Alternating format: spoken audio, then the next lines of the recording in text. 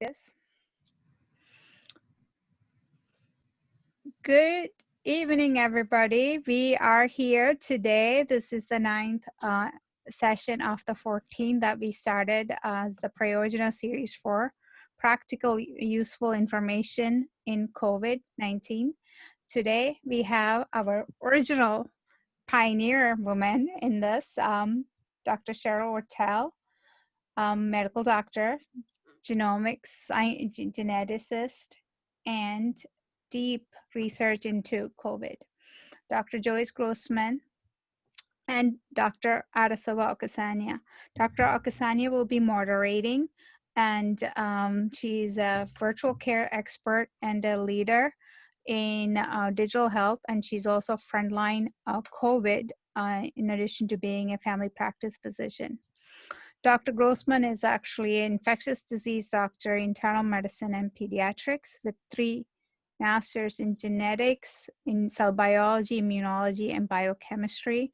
She has, in addition to being a researcher or Rockefeller, she was also a former head of health plan, regional head for Anthem, Blue Cross and Blue Shield, and she managed a great deal of lives, so 14 to 20 million lives in multiple states. So how to help and navigate within COVID is an interesting area that she knows very well. And she's also part of Globex Health. Believe in myself is Juby George Waze. I'm the CEO and Chief Innovation Officer at Globex Health. I think that's it. If you can go to the next slide. Okay, next one, because I already covered this. All right. Go ahead. We had some disclaimers. We bypassed that. Yes, this is a recorded session. It is going to be posted on YouTube and a few places. And it's a medical advice only. Nothing it's not medical advice. It is information only.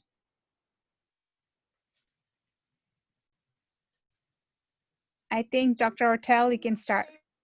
All right. So tonight, I'd like to welcome everyone. We're going to discuss some news topics, endothelial dysfunction, some long-term consequences of COVID-19. We'll talk about a couple of cases of reinfection out of Hong Kong and Nevada.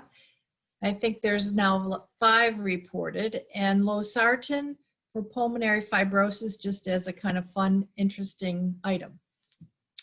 All right, well, first of all, let's look at the numbers. So global cases are up to 25 million.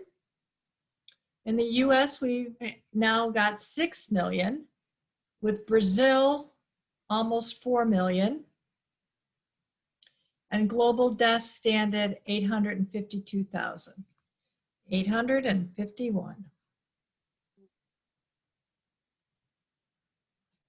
So globally, it looks like the numbers may be starting to plateau, but can't really say that they're coming down. Oh, where's some good ones? It's Iowa, let's see, Arizona had that big spike, it's now over. Here's New York, they had a big spike and now their tail is pretty much staying stable. So that, that tail is about 200 to 400 cases per day. And New Jersey is about the same. So New Jersey, where? Anyway, right there, right below. So you can see it, it's looking about the same. That tail is 200 to 400 cases per day. So looks like the major problem is gone there. Now in Maryland, where I am, we have 2 humps.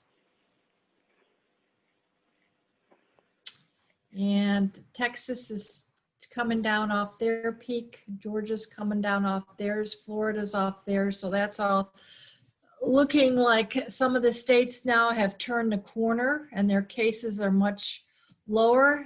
Hawaii, look how long they stayed without cases.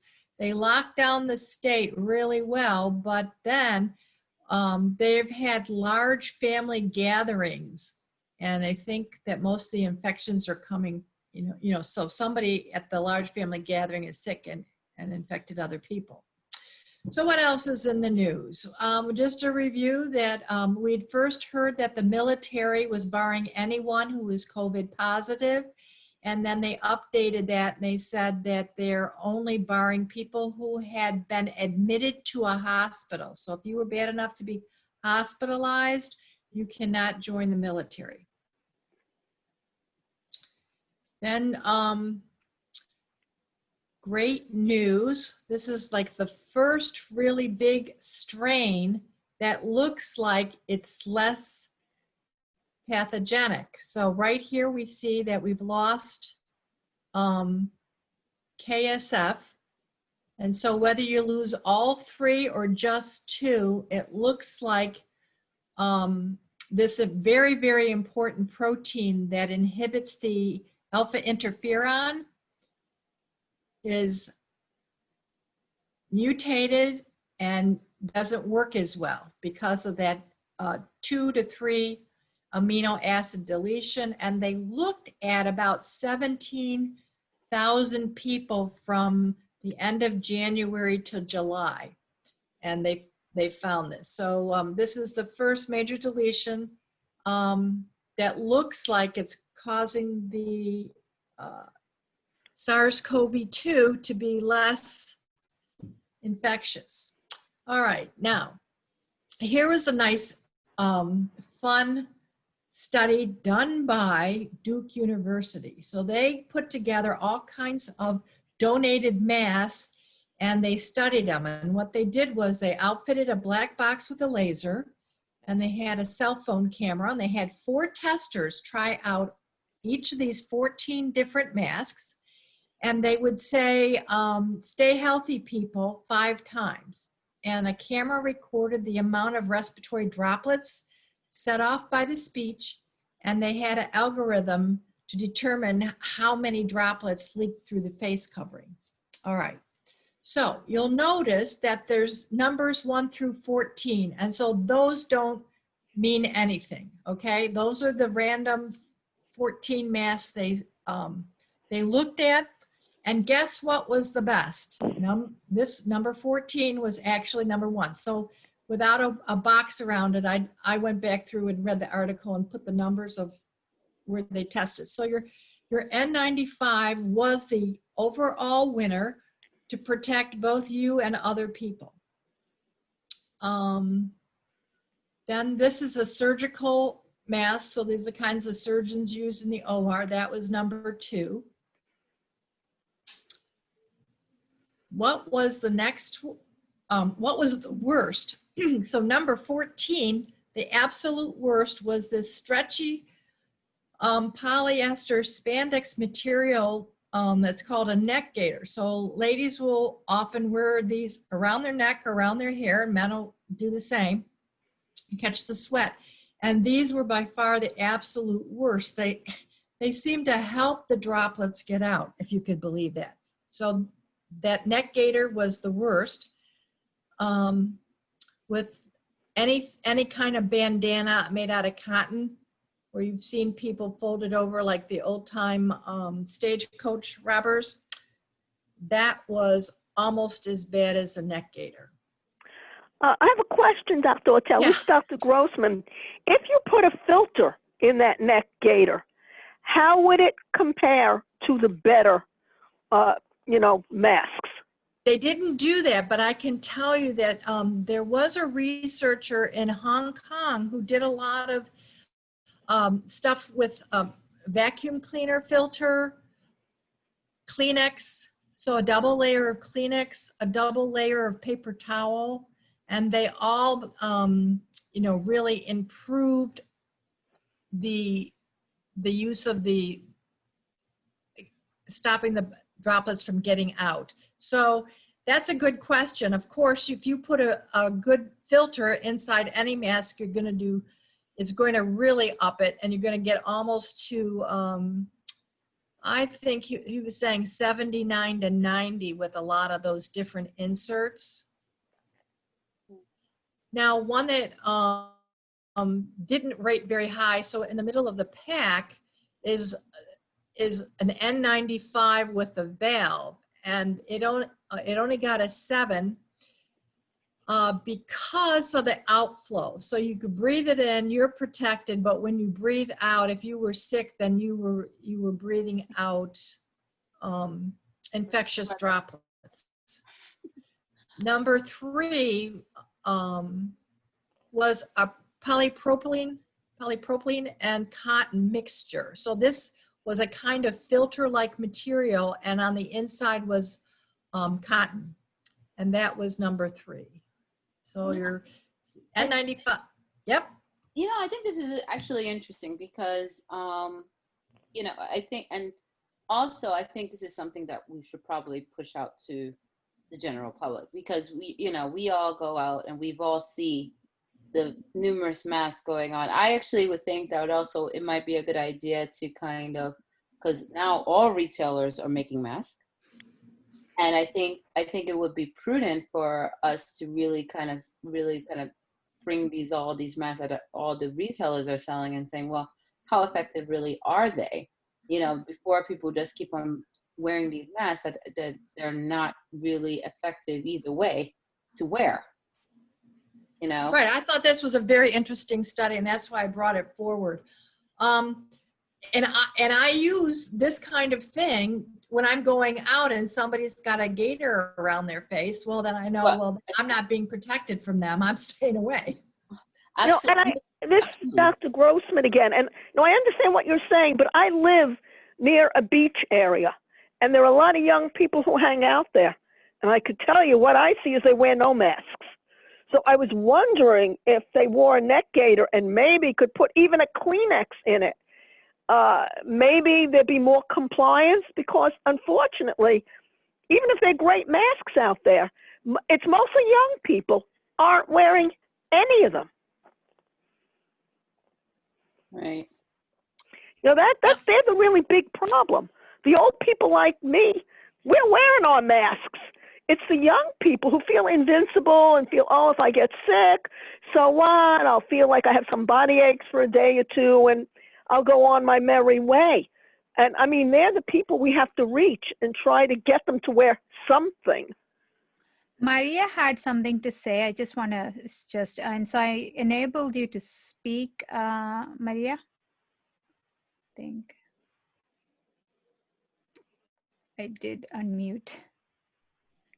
Yeah. My question was outdoor exposure, because my understanding was that it's pretty minimal out in the beaches as long as you guys are socially distancing. Right. So, and especially if there's any kind of breeze, it's non-circulated air. So that's the safest place to be is outside. Yeah. So in terms of wearing a mask, I mean, is that not really necessary on the beaches? You know, if you're pretty far from people, or when you're going on hikes somewhere and that kind of, those kind of scenarios. Yeah. It's my personal opinion. If there's nobody around, you don't need a mask. And if you're by the water, there's usually a breeze. So that's not so important. Now, if you're up on a porch, that's a different, you know, is it open? Is there air circulating? Is there a super spreader there? So, you know, someone who's talking and who's a bit of a spitter and stuff like that. So those are the things that we don't know. There's too many factors, and I think a lot of times the health officials are trying to send out edicts based on, you know, what'll do the most good for the most people. I definitely. But in your, what? Oh, so sorry. Yeah, so sorry. I didn't mean to cut you off there. But you know, I definitely think it's you know, I am a big proponent of course being outside and thinking that hopefully it's definitely more protective. However, it's like what you said, Dr. Hotel. I mean, if you're with someone in the presence of someone who is like a super spreader, and they're granted, hopefully you won't get at least as big as a dose as you would be like in an enclosed space, but it's not impossible for you to get something thrown at you. Is it going to be enough to affect you? That we don't know, but I don't know if that's a chance that people want to take, because we know that people went to beaches and got infected. So you know, I mean, Right. so So you go, but did they get in? See, I always go, did they get infected at the beach, or did they get infected when they were moseying around the stores or whatever, you know, or hanging out in line, waiting for something? You just don't know.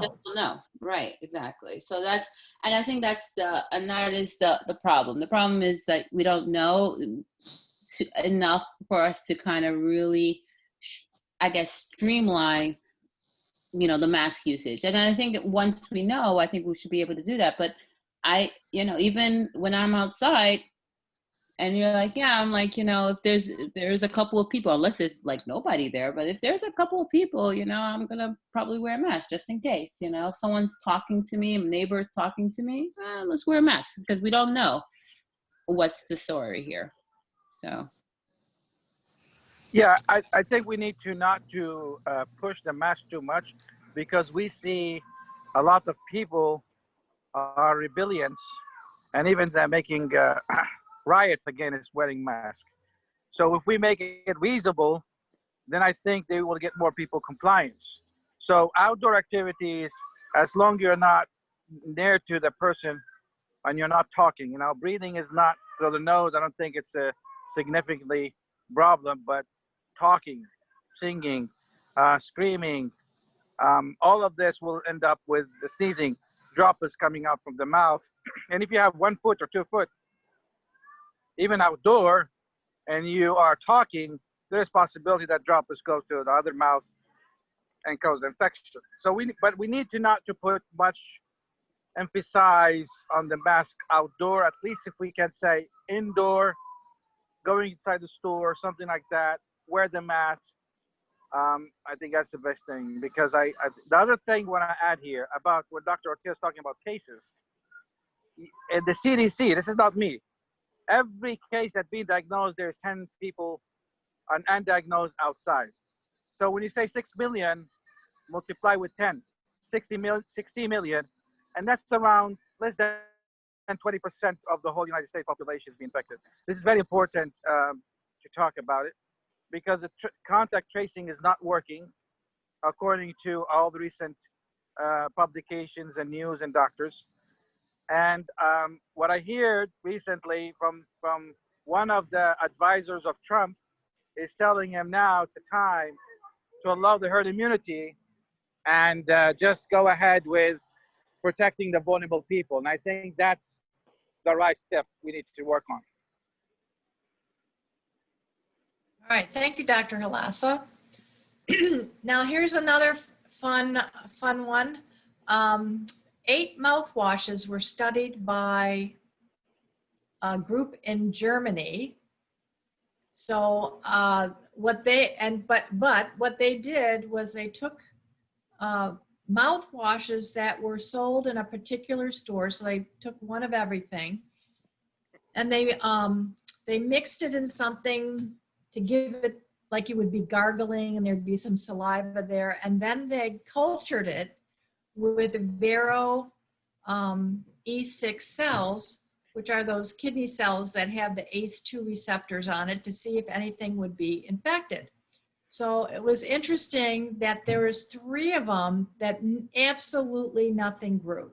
And so that was your Listerine, your isobetadine mouthwash, and this other one, benzoyl chloride. Nothing grew. But it was pretty interesting that all of these reduced the number of viral particles that were grown in culture. All right. So, so I think what you can say is that if you used a mouthwash, you would reduce the number of viral particles in your mouth, but that's not inside cells, just in the mouth. All right, so you have to understand that you're not going to kill viruses inside cells with a mouthwash, but anything you know, the saliva you're making, whatever. So if you would spit and you had used a mouthwash, you would have killed everything. And that would last for a period of time, but they don't go into that much more. And I just wanted to mention that this study type is being done in San Francisco, but we do not have the results yet. So if they get it by the end of this thing, I'll let you guys know, or let Juby know so you can let you know about the mouthwash. So if you wear PPE and you're a frontline worker, you run the risk of being infected with COVID. That's 3 times the general population. So when they took the general population cases per 100,000, you're out there wearing PPE versus no PPE or whatever. The general population, only 240 out of 100,000 will be infected, whereas frontline workers, 2,700 out of 100,000 will be infected. So this study, these people looked at over 2 million people and over 100,000 healthcare workers on the front lines, and they came up with these numbers. Of course, we've discussed who's high risk. So high risk is among the Black, Asian, and minority ethnic healthcare workers and individuals who had direct contact with patients with COVID-19 and who reported inadequate PPE or were required to reuse their PPE. This came out of the Lancet. So just telling us what we already know, that health workers are at increased risk. Now, when we look at endothelial dysfunction and corona disease, gender and age are big influences. And a paper came out of Italy where they actually were looking at particular endpoints of endothelial dysfunction. So increasing age, male gender, hypertension, turned out to be found in COVID positive patients in 68.3% of them, heart disease and 28%, 22% had AFib, and 30% had diabetes. And these are also conditions associated with increased ACE2 receptors, and or male gender was, you know, having androgens around that would increase your risk. So if you have endothelial dysfunction here in the middle bar, things that will affect it are the male gender, aging, hypertension, heart disease, diabetes, and of course, having something like SARS-CoV-2. So SARS-CoV-2 is an independent risk factor for making endothelial dysfunction worse. The gender difference is due to the diversity in sex hormones. So we've talked about how male sex hormones would increase certain enzymes, and actually estrogen is more protective. Someone is doing an NIH study, I believe, where they're giving patients who are admitted to the hospital a estrogen patch. Whether you're male or female, you have a really low dose estrogen patch, and they're trying to see if that would be beneficial. All right, it's known that the activation of endothelial estrogen receptors increases nitric oxide and decreases the reactive oxygen species, protecting the vascular system from angiotensin II mediated vasoconstriction, inflammation, and then the reactive oxygen species production. Women with congestive heart failure respond more favorably to angiotensin receptor blockers than men, and they had more effective survival with the angiotensin converting enzyme inhibitors. And this was also seen in a Chinese study where women showed greater antihypertensive response to treatment with valsartan combined with amlodipine compared to men. So endothelial dysfunction in patients with cardiovascular disease and persistent endothelial dysfunction can be more susceptible to the SARS-CoV-2 infection because one of the things is they have higher ACE2 exposure in the vasculature and in heart periocytes. The infection itself can cause endothelial damage through the heavy inflammatory changes that we saw in figure 1. And then the patients with pneumonia have various alterations of vascular responses to endothelial 1, adrenomedulin, nitric oxide, etc. The vascular changes are age-related, and you'll also see a decrease in the peripheral vascular resistance during the acute phase of pneumonia and in the younger patients.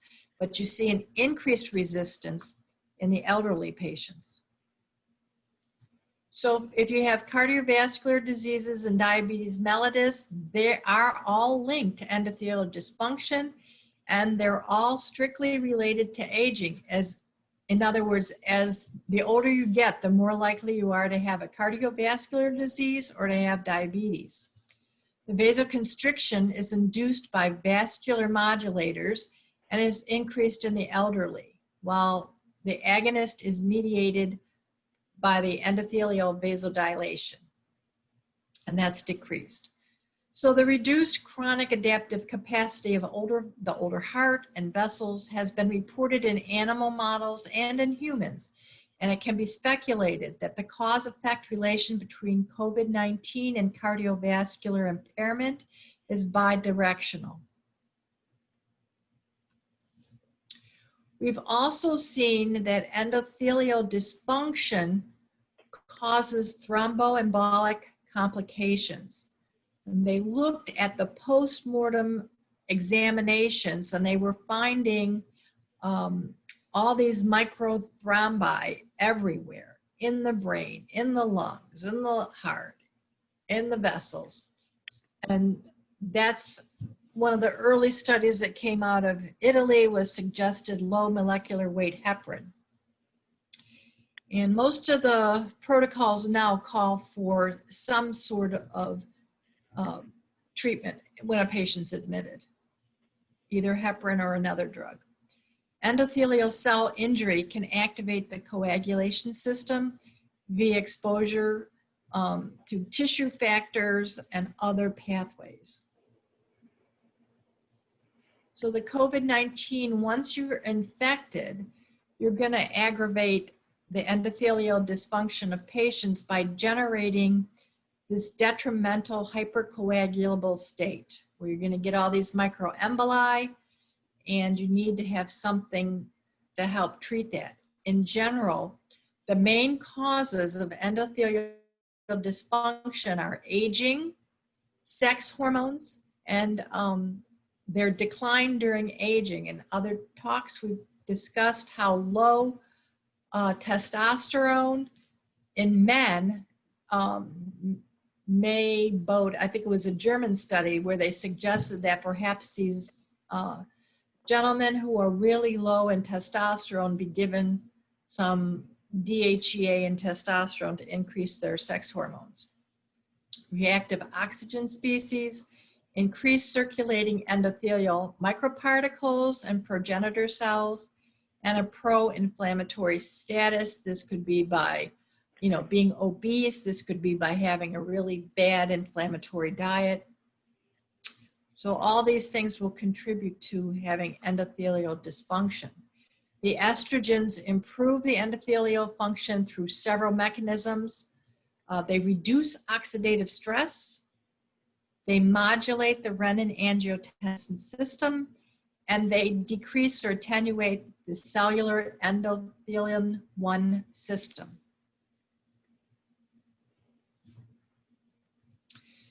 So what are we seeing with all this endothelial dysfunction? What's the long-term consequences? What are we starting to hear about COVID-19? 80% or more of people who are testing positive will have mild disease, and they are recovering in about 2 weeks.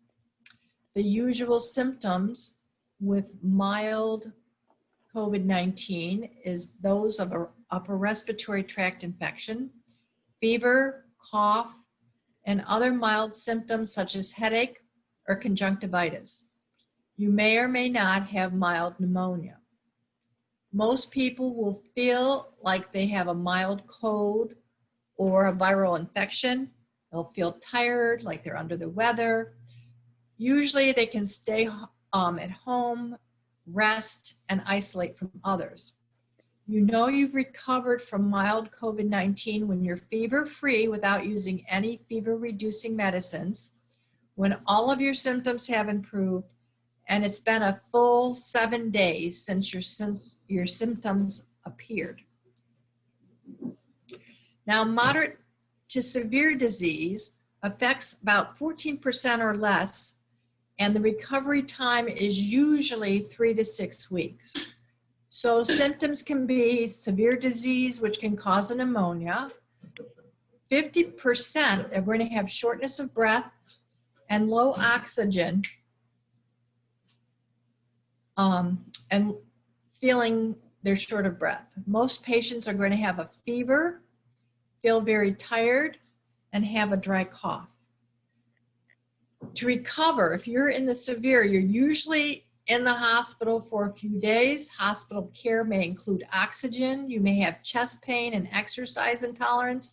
That means just trying to get up and go to the bathroom is going to be more than you think you can do, especially if you have an inflammation on your heart. The full recovery may take about 1 month or more, and the WHO is recommending that once you get home from being hospitalized, that you stay isolated for at least 2 weeks after all of your symptoms are gone. So that's an interesting thing, because most people are going to be let out of the hospital when you've had 2 negative tests 24 hours apart, and the WHO is still recommending that you take another 2 weeks to be isolated. In critical disease, that's 5% or less, this is when you get into the ICU. Recovery time varies by person, depends what's going on, and the symptoms usually are some kind of pneumonia. So you can have acute respiratory distress syndrome, some sort of exacerbation of cardiac disease, organ dysfunction, remember the endothelial dysfunction, the microthrombi, and shock. The mechanical ventilator support or other advanced therapies such as ECMO, heart-lung machines may be required to keep the organs working while the body fights the virus. The risk of death is higher for those people who are admitted to the intensive care unit. All right, so those are just generalities for mild, moderate, severe, and critical. Now we're just going to talk a little about the long haulers. So there was a group, I think they were on Politico, and they were discussing among themselves how many people had different kinds of symptoms, and they did a survey of each other, and there were some people who knew how to put surveys together. So here we find out, so how physically active were you prior to the onset of your symptoms? Now these are people after they're supposed to be done with COVID, all right? They're supposed to be over it, and they're going, geez, I'm not feeling better. So in the majority of the patients were very active, 68% before they got sick. And let's see, now 42% say they do some moderate activity. Some are sedentary, mostly sedentary. The green, somewhat. And 25% were able to do vigorous exercise. And then that's related to that is the post-COVID. These are the recovered one. This is the bottom one is the one that shows the impact of COVID. Okay, yeah, thanks for that. So a lot of those people are having chronic fatigue, brain fog, they're having cardiac, renal, liver, lung, nerve, brain problems. So we're going to go into some of those problems a little bit more in depth. So what are the long-term health consequences of COVID-19?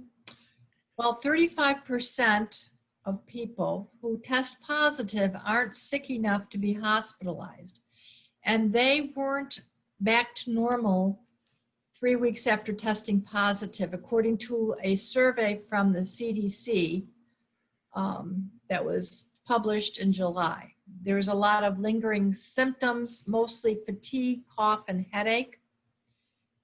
Versus if you compare that to the flu, more than 90% of flu patients after 14 days, they're over it. But COVID-19 can result in a prolonged illness, even among young adults, without any underlying chronic medical conditions. So what's going on with the lungs? So people have totally supposed to be recovered, especially those who developed acute respiratory distress syndrome, which is very life-threatening and can cause a lot of injury. The infectious disease spokesperson was saying that these people can have scarring in their lungs, and so that may not be completely reversible. And this is seen with all kinds of infections. It's not just with a coronavirus. We see it in all types of pneumonia that can cause acute respiratory distress syndrome. So anybody who's had pneumonia is at risk for this fibrosis in their lungs. Some of the COVID-19 survivors had a 20 to 30% drop in lung function after recovery, and they gasp if they have to walk a bit more quickly, said doctors in Hong Kong. And we had a survey done by a diving newsletter, and every single one of the divers who was surveyed who had a positive COVID test, when they had their follow-up, their doctor said they couldn't go scuba diving again. Their lungs had been too damaged. So I thought that was interesting. So what are the long-term health consequences to the heart? Well, in China, they found that about 20% of hospitalized patients showed some sort of heart damage during their stay. Another study showed about 16% of the patients who were in the hospital developed an arrhythmia. And there were other reports that indicated cases such as heart failure, heart attack, cardiac arrest after the coronavirus infection. And the American College of Cardiology was also saying about 30% of the people who are hospitalized were having effects on their hearts. So people could have myocarditis where they have inflammation of the heart muscle, and they don't recover by the time they're discharged. It's ongoing. Another study that came out in July showed that the virus can actually linger in the heart for months. So they're testing your saliva or your nasopharynx for virus, but they've actually been finding it in your heart even though your oral cavity is negative.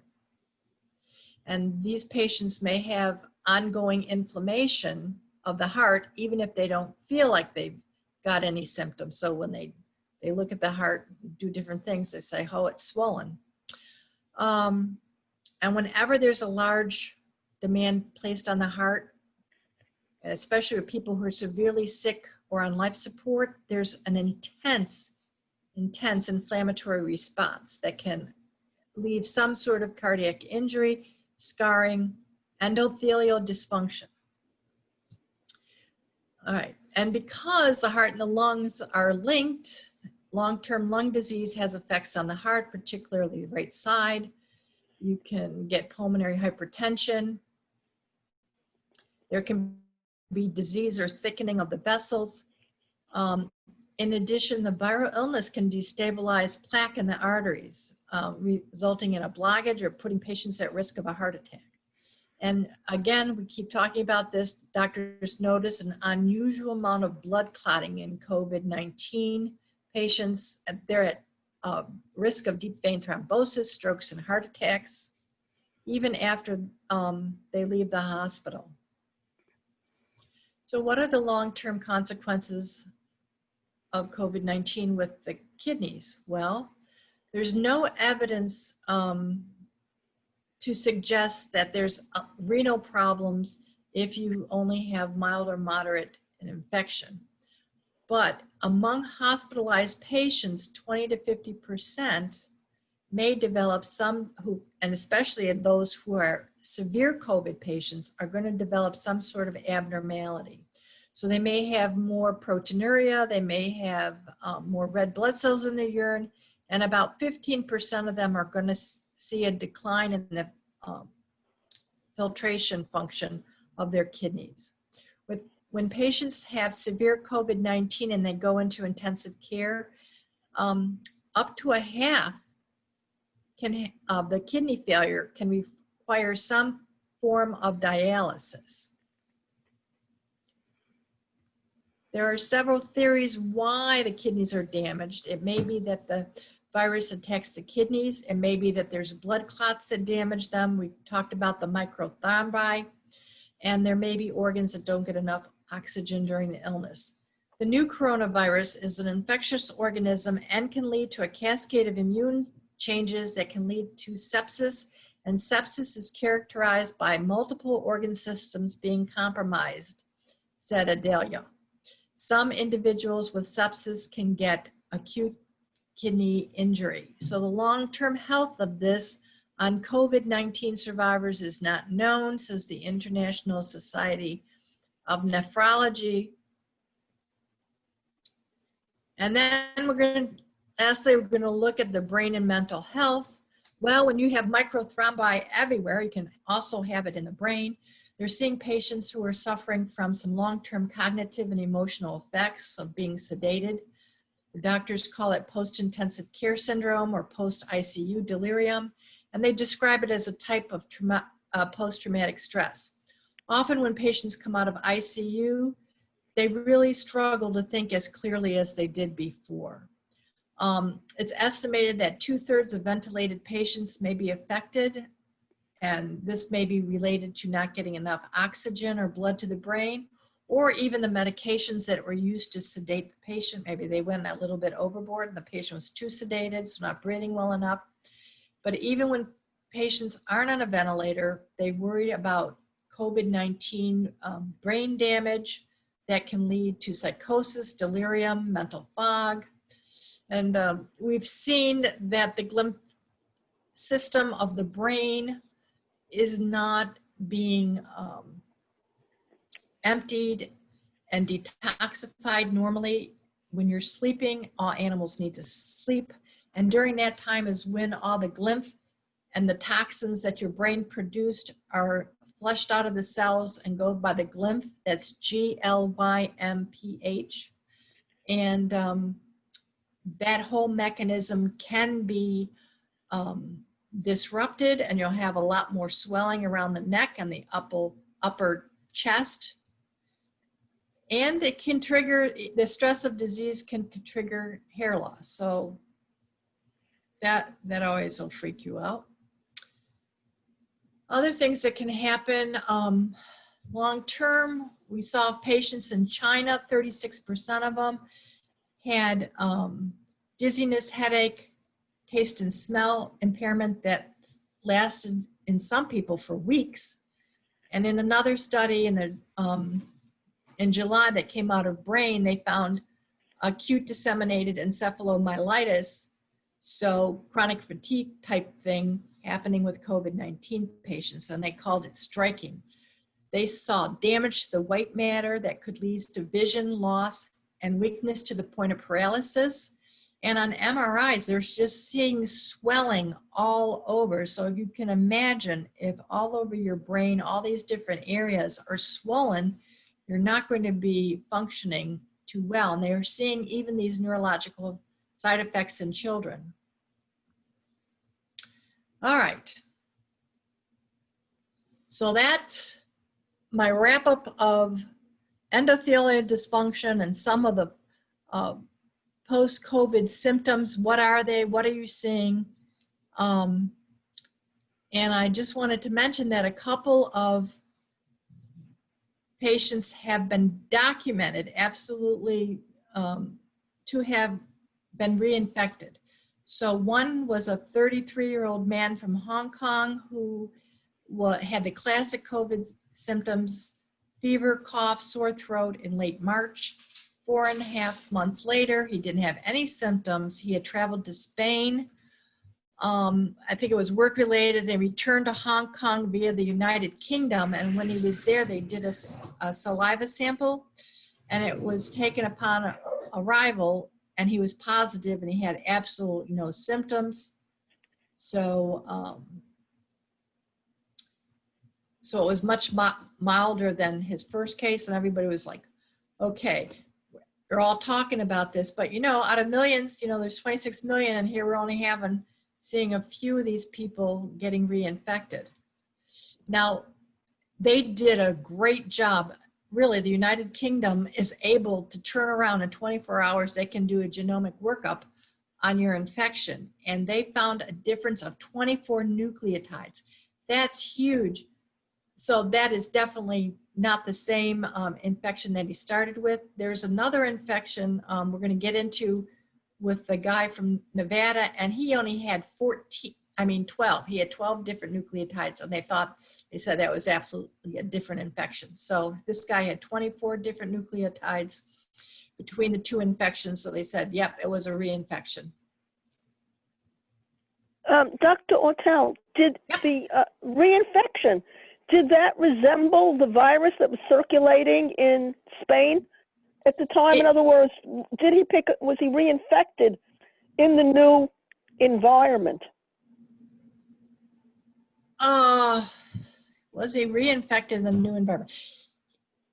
Well, he had been so many places, and they said with the strain having 24 nucleotides, that's a lot of mutations, and I didn't think it was that in 4.5 months, an internal infection would have had that many mutations, okay? Mm-hmm. So they thought he must have had to pick it up somewhere since his last infection. That, you know, you can't say when. And he had no symptoms. Yeah, well, that's what was amazing, that he had no symptoms, because with so many mutations, it is like a new virus. But the implications are, for those of us in contact with, let's say, the circulating virus, it could be mutating quite a bit in a short period of time. That's ominous. Right. Well, yes, that does not bode well for the different vaccinations that they're working. No, that's another thing. It really makes the vaccine, which is now the holy grail of making us free, look like a more distant dream. Right. That's why we've never had the successful coronavirus vaccine, is because they mutate so much. Exactly. I mean, that's why, you know, I feel terrible because I'm not hopeful for any of the vaccines, because coronaviruses, no one's ever been able to make a vaccine against it.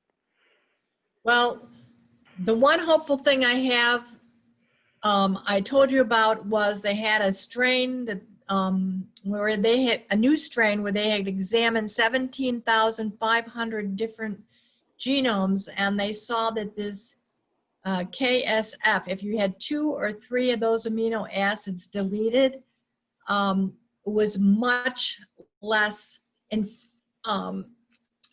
pathogenic, okay? Because the one protein that was really important stops the cell from making interferon, so alpha interferon. And so if you have the thing that's stopping it, get a mutation, it's not going to be as good at stopping you from making alpha interferon, so you can fight off the virus better. So that was the interesting new mutation, the best one I've seen so far. But no, there was a second case of reinfection in the United States. A 25-year-old Reno, Nevada guy, and he had COVID in April. He recovered, was tested twice, and then tested a positive again in June. And they thought that he had gotten, he lives with his parents, and they think that he got the infection from his parent. And this time he was much sicker the second time. He had pneumonia, needed to get hospitalization, oxygen treatment, but it's a parent, so he's living close, so you're not wearing masks in the house, so perhaps he got a bigger inoculum. And then here, 12 places where there was 12 different nucleotides were replaced, and they said it was unlikely that this could be from April to June, that this was an internal mutation. Are you open to questions? Go ahead, Dr. Dinar. Yeah, thanks. Very interesting, very comprehensive. I really appreciate it. What do we know about the nucleotide variances that we might expect versus what vaccines are designed to promote immunity to? Most of the vaccines are working with using the spike protein.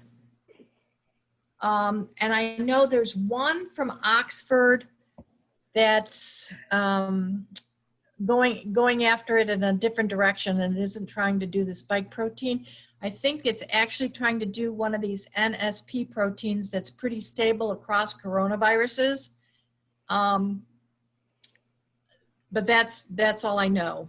Well, one of the things that's interesting, I read an article in the New York Times where about should you be worried if your antibodies go away, and it was a big kind of consumer oriented thing. And then at the very end, they said that the antibody tests, by and large, are not looking at antibodies to spike protein. They're looking at antibodies to another protein. I'm blocking on which one.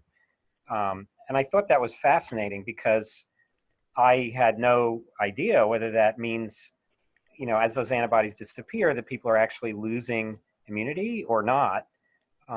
So yes. Like, that's a great question. Nobody has the answer to it.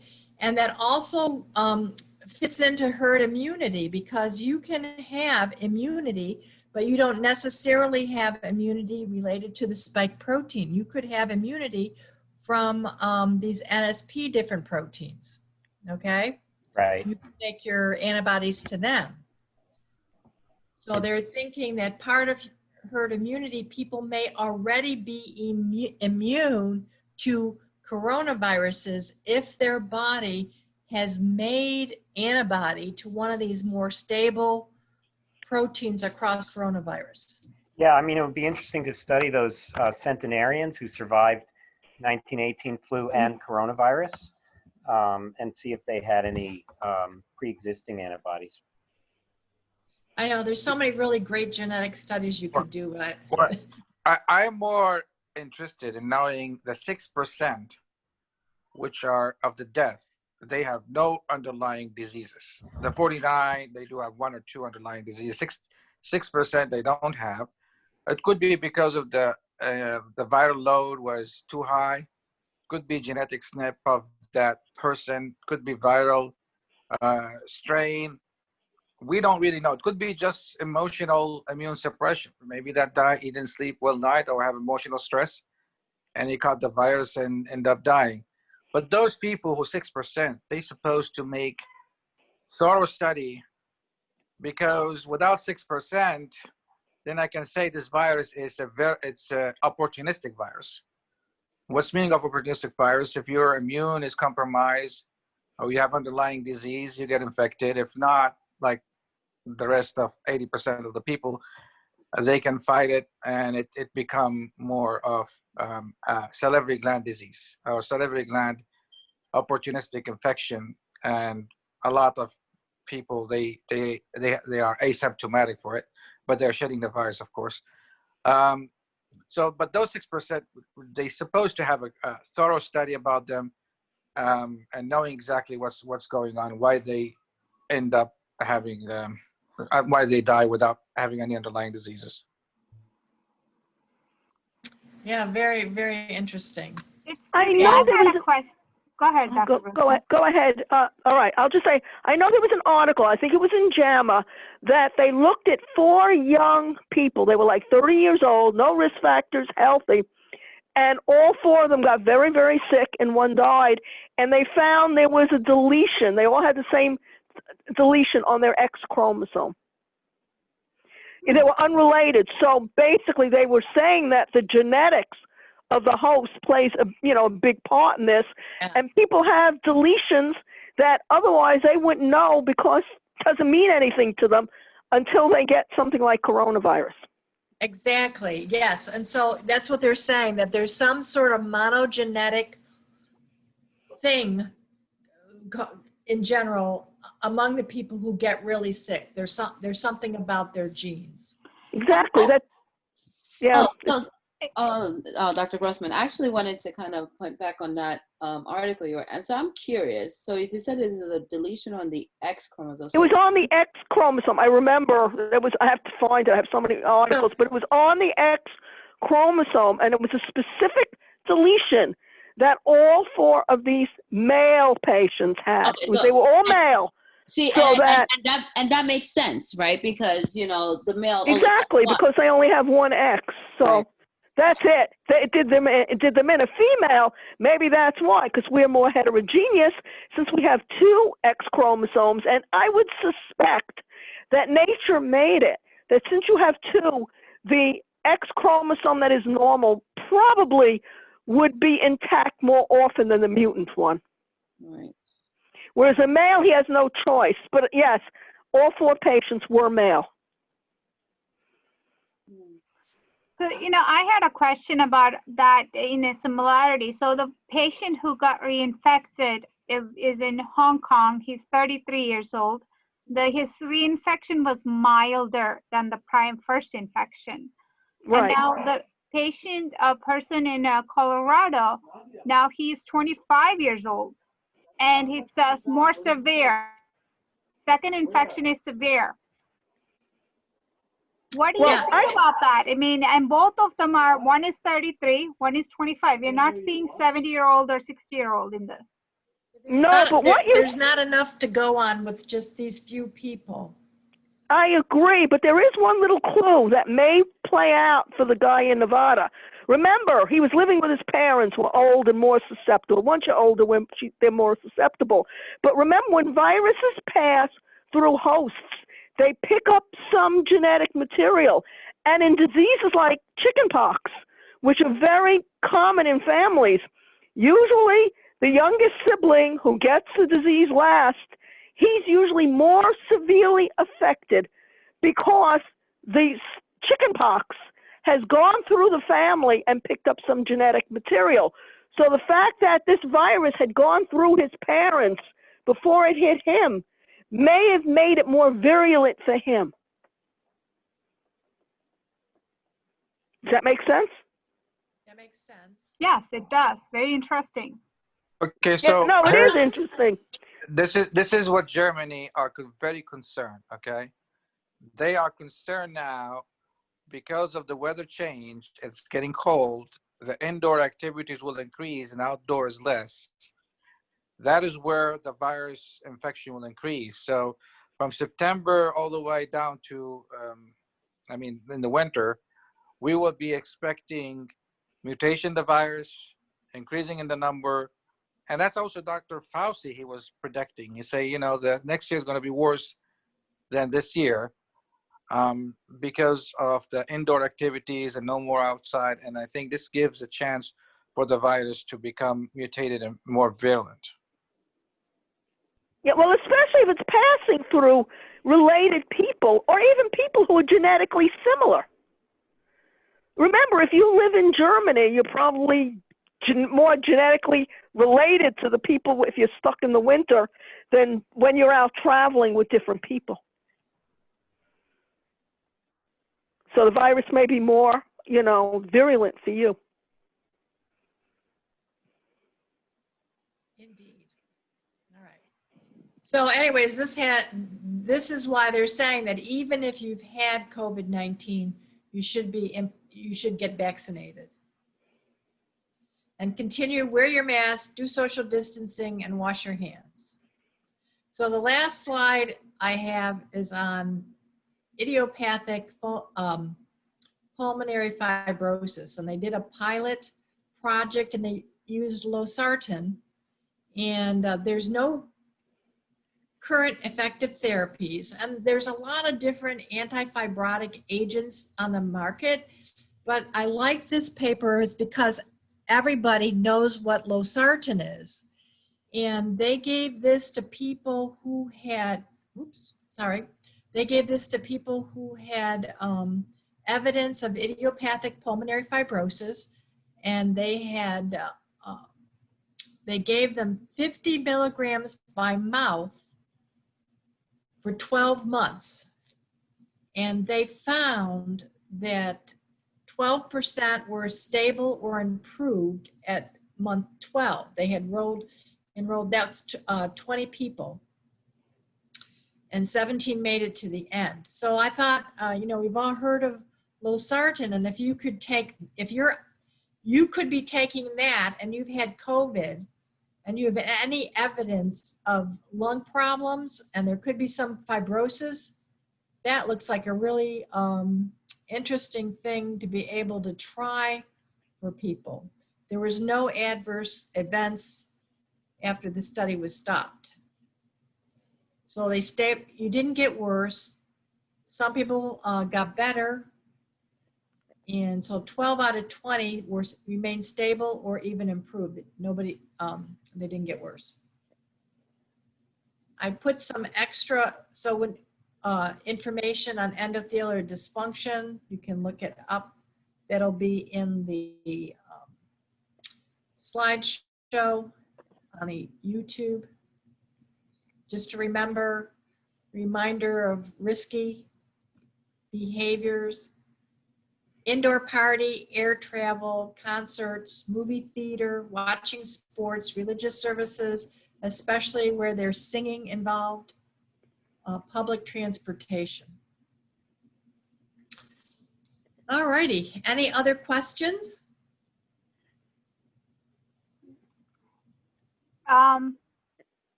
There was one from Dr. Dinar. Are there any data on avipatidol, VIP? Or Repeat that, please. I'm going to unmute. Data. I'm going to unmute Dr. Dinar. Why don't you ask the question, Dr. Dinar? I think I'm muted. No, You're not. I hear you. Oh, okay. There's a lag in messages here. Yeah, aviptadil is vasoactive intestinal peptide, and you may know it was in the news recently. It's actually a friend of mine's company, and disclaimer, I've been around the fundraising for it, but haven't seen any hard data. I'm wondering if any hard data has come out yet. It's really to affect the type 2 endothelial cells in the lungs, the type 2 pneumocytes, I guess they're called, that produce surfactant. It's not for fibrosis per se. And by the way, it's also being tested by a European company for endothelial dysfunction systemically, not necessarily for COVID. That's all I got. All right, that sounds good. So that's always exciting. Regenerative medicine. No, it is exciting. Hopefully it pans out. That is very exciting. Well, it kills virus in vitro, and it also, I think, stabilizes the pneumocytes. I don't know exactly how it works. I'm not sure anybody does. Well, this is the only way that we can definitely help those patients or those individuals with high risk of COVID-19. We know the Dominator among obesity, hypertension or cardiovascular, and diabetes is endothelial dysfunction. And if we improve the endothelial dysfunction, we may minimize the risk of complication and the death rate. And that's where integrative regenerative medicine, they need to step in and use that testing of endothelial function, whatever, there are many testing out there. They can choose any test, but use it to guide the treatment, whether it's working or not. Those treatment include detox, nitric oxide, thiols, microbiomes, name it. There are many of them. And what you suggest, all of this, but in order to know, and your money is worth it for giving it to integrative doctor and regenerative doctor, giving all those things, vitamin C and D, 6 hormones, is to measure endothelial function before you start the program and at least 3 months. And if there's an improvement, then that gives some sort of relief by reducing the risk of the complications of COVID-19. What are some of the standard measures of endothelial dysfunction? Yeah, there is many of them. There's lab testing out there. They are measuring the debris, those catabolites of the endothelial dysfunction. There is a test which is billed by insurance. I think me and Dr. Juby are going to work on it, and we're going to help the doctors to start using it more. And it's a little probe that's infrared light camera, that infrared camera puts in the finger, and then they have a blood pressure cuff that squeeze the arm, so you decrease the blood flow. It's like, the capillary filling testing that we do with the fingertip. Do you remember that? Yeah, The same Yeah. thing, but just we press it so there will be no blood going to less blood going there. And then we relieve it, and then the camera of the infrared will detect the speed of the refilling of those capillaries and gives you the compliance of the blood vessels of the capillaries with the logarithm, and tells you your endothelial function is poor or good or excellent. There's like 4 grades. So if you use this system, which is built by insurance, which is a good thing about it, and you can do it every 6 months, but possibly you can do it every 3 months. It depends on how you can persuade the Medicare and Medicaid to pay it. It's only $150, they compensate for it.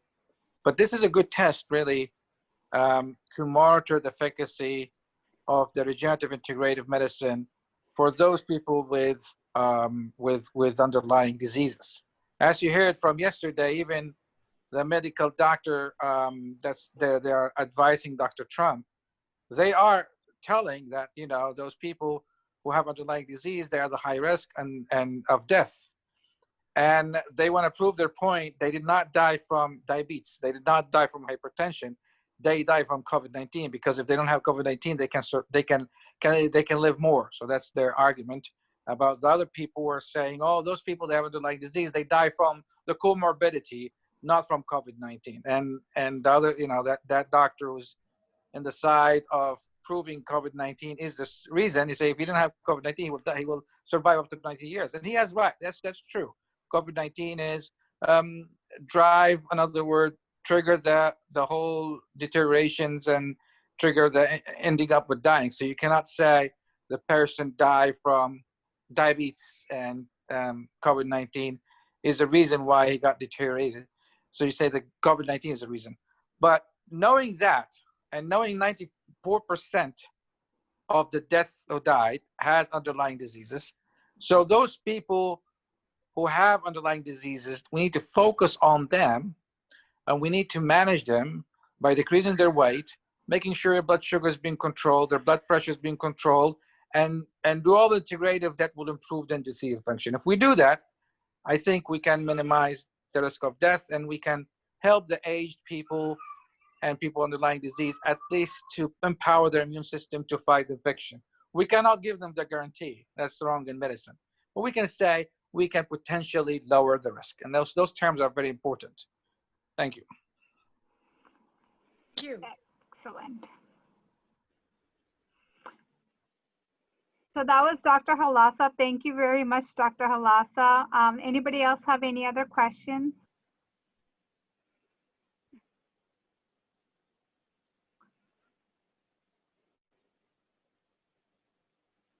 All right. So Great night. Thank you for all those great questions.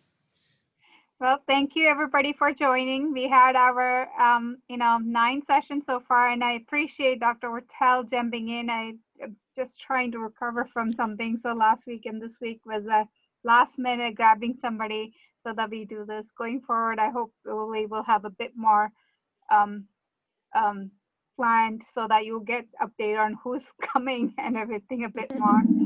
So thank you everybody for joining. Really appreciate it, and have a good night. Good night, everyone. Yes, thank you. Dr. Ortel, Okasania, Dr. Halasa, Dr. Dinar, and Dr. Grossman.